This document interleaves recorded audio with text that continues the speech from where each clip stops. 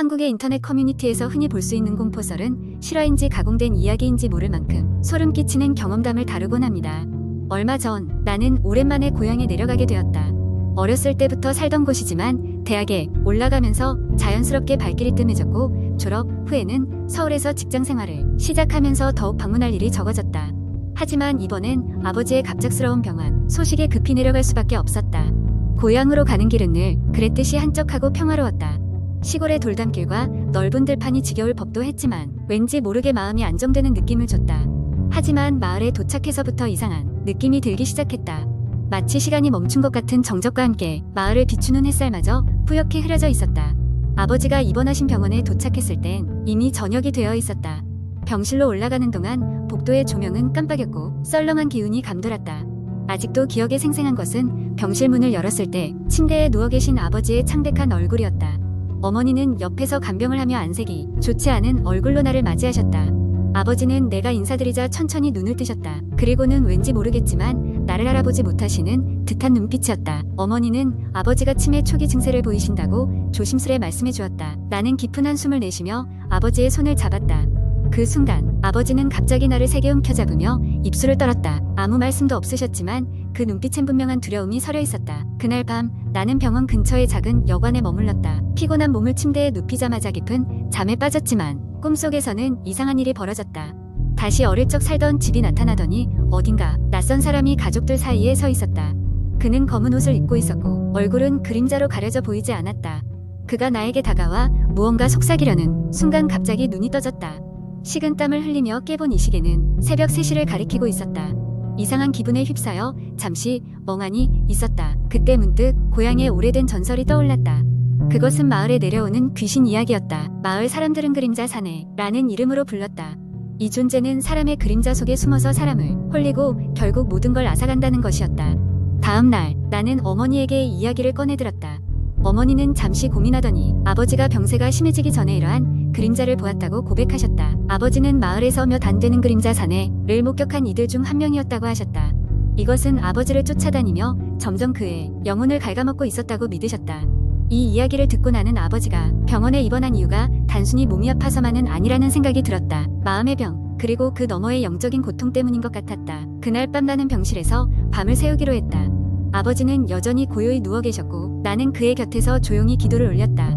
깊은 밤이 되자 모든 것이 정적에 휩싸였다. 그때 갑자기 방 안에 싸늘한 기운이 스며들더니 아버지의 그림자가 이상하게 꿈틀거리기 시작했다. 섬뜩함에 나는 자리에서 일어나며 눈을 비볐다. 그 순간 그림자가 더욱 커지며 벽을 타고 올라가더니 이내 방 전체를 집어삼킬 듯한 기세로 요동쳤다. 하지만 순간적으로 나는 두려움을 이겨내고 옛 기억에 떠오른 부적을 떠올렸다. 아버지가 예전에 알려주셨던 할아버지 때부터 내려오던 부적이었다. 급히 가방을 뒤져 그 부적을 찾아내어 아버지의 그림자에 대었다. 갑자기 그림자는 마치 불타듯이 마구 물러갔다. 몇 분 후 결국 모든 것이 안정되었고 아버지는 천천히 숨을 고르며 평온한 얼굴로 돌아가셨다. 그 후로 아버지는 꾸준히 나아지기 시작했다.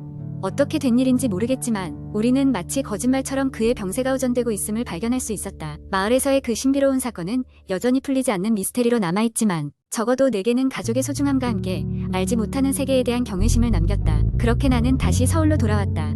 하지만 여전히 가끔씩 그림자의 발걸음을 멈추며 주위를 둘러보게 된다. 그림자, 사내는 사라졌을지 모르지만 어쩌면 아직도 어딘가에서 사람들을 지켜보고 있을지도 모른다. 두 번째 이야기. 어느 한적한 시골 마을에 살던 정민은 도시에서의 바쁜 생활을 뒤로하고 가족과 함께 조용한 삶을 찾아 이곳으로 이사오게 되었습니다.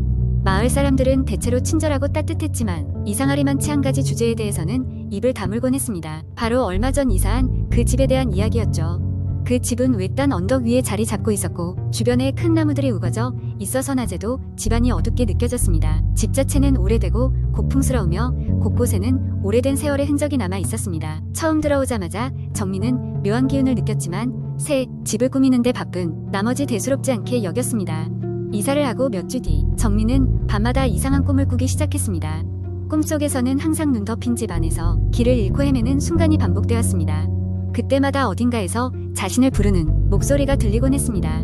정민은 매번 그 소리를 따라가려고 하지만 알 수 없는 힘이 자신을 붙잡아 두는 바람에 꿈에서 깨어나곤 했습니다. 얼마 지나지 않아 정민의 딸 은희도 비슷한 경험을 하게 되었습니다. 은희는 밤중에 누군가가 자신을 지켜보고 있는 것 같다고 말했습니다. 처음에는 상상이라 여기고 잠시 신경을 썼으나 계속되는 경험에 정민도 신경이 쓰이기 시작했습니다.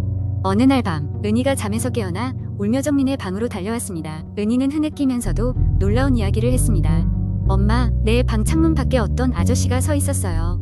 정민은 믿기지 않는 마음으로 은희의 방으로 달려가 창문을 살폈지만 밖에는 아무것도 없었습니다. 이상한 느낌이 마음 한편을 스치고 지나갔지만 이를 잠재우고 딸을 달래며 자리에 들었습니다. 하지만 그날 밤 정민 역시 이상한 시달림을 받게 됩니다. 중간에 깨어난 정민은 현관에서 물 흐르는 소리를 들었습니다. 물을 잠그지 않았나 싶어 불안한 마음에 일어나자 거실을 지나치던 중 벽에 걸린 오래된 거울 속에서 자신에게 달려오는 느릿한 형체를 보았습니다. 놀라서 뒤를 돌아봤지만 역시 아무것도 없었습니다. 심장이 빠르게 뛰었지만 다시 꿈일 것이라고 했어 마음을 진정시키며 돌아섰습니다.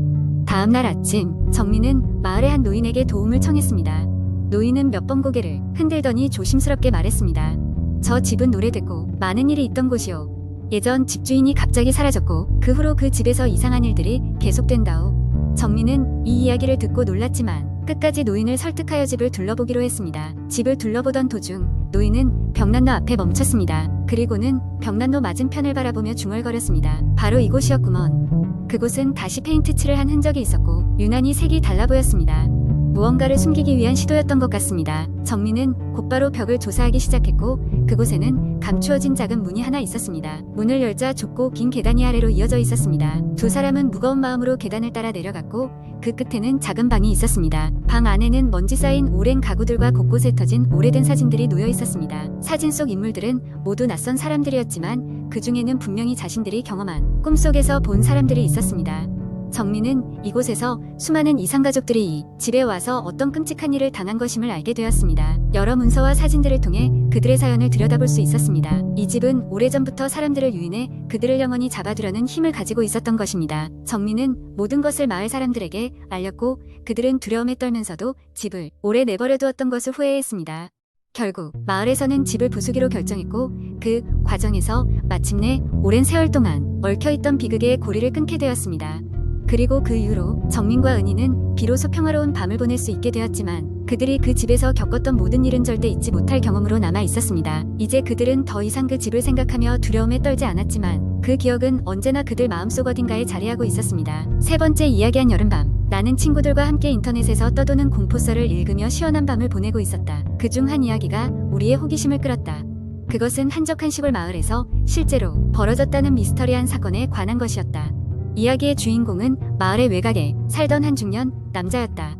그는 혼자서 오래된 주택에 살며 평범한 일상을 보내고 있었지만 어느 날 밤 이상한 소리를 듣게 되면서 그의 삶은 점차 뒤틀리기 시작했다. 처음에는 바람소리인 줄 알았다. 하지만 그 소리는 점점 더 명확해졌고 마치 누군가 방문을 두드리는 것처럼 들렸다. 그는 두려움을 무릅쓰고 소리의 근원을 찾아 나섰다. 점점 더 소리에 가까워지자 그것은 문이 아닌 지하실 쪽에서 오는 것을 깨달을 수 있었다. 그곳은 수년 동안 열어보지 않은 곳이었기에 그의 마음은 긴장으로 가득 찼다. 조심스럽게 지하실 문을 열고 아래로 내려가자 낡은 나무 계단이 삐걱거리며 그의 움직임에 따라 울렸다. 지하실은 어둡고 쾌쾌한 냄새가 코를 찔렀다. 그는 휴대전화에 플래시를 켜서 어둠을 밝혀봤다. 그 순간 그의 눈 앞에는 오래된 가구와 먼지 쌓인 상자들이 가득했다. 그러나 그 중 하나의 상자가 이상하게도 깨끗했다. 그는 아무 생각 없이 상자를 열었지만 그 순간 그는 뒷걸음질 쳤다. 상자 속에는 오래된 사진들이 무더기로 쌓여 있었고 그 사진들 모두가 자신이 보지도 못한 사람들의 얼굴로 가득 차 있었다.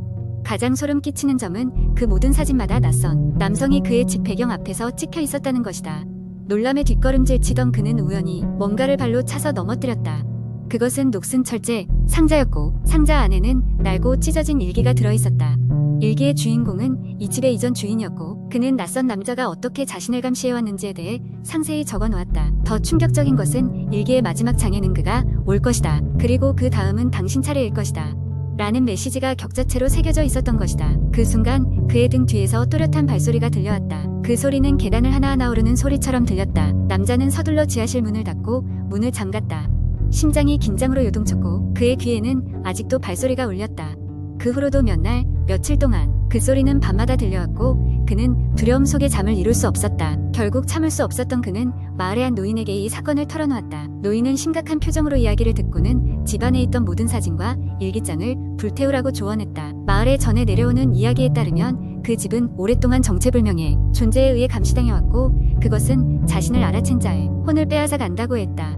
그는 노인의 충고를 따랐고 모든 것을 태운 후로 그 소리는 더 이상 들리지 않았다. 그러나 여전히 밤에는 불안에 시달리며 깊은 잠을 이루지 못했다. 이 이야기는 결국 인터넷을 통해 퍼졌고 사람들은 이 집을 기억의 집이라 부르며 기피하게 되었다. 집은 지금도 폐허가 되어 아무도 그 근처에 가지 않는다고 한다. 공포스러운 경험은 끝났지만 그 남자의 마음속에서 지워지지 않는 흔적을 남겼다.